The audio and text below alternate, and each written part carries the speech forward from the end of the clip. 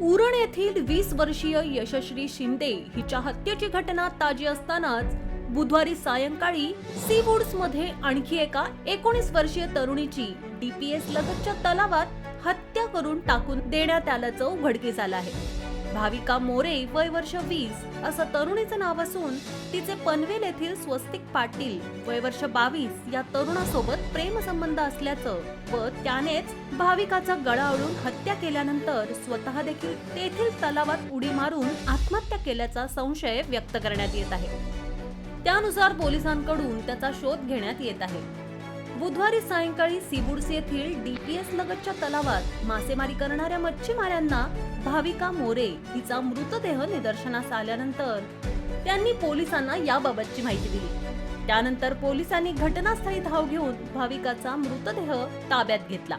प्रथमदर्शनी भाविका हिचा गळा दाबून हत्या करण्यात आल्याचं आढळून आलं आहे। मात्र शवविच्छेदन अहवाल आल्यानंतरच तिच्या मृत्यूचं नेमकं कारण समजू शकेल असं एका पोलीस अधिकाऱ्याने सांगितलं।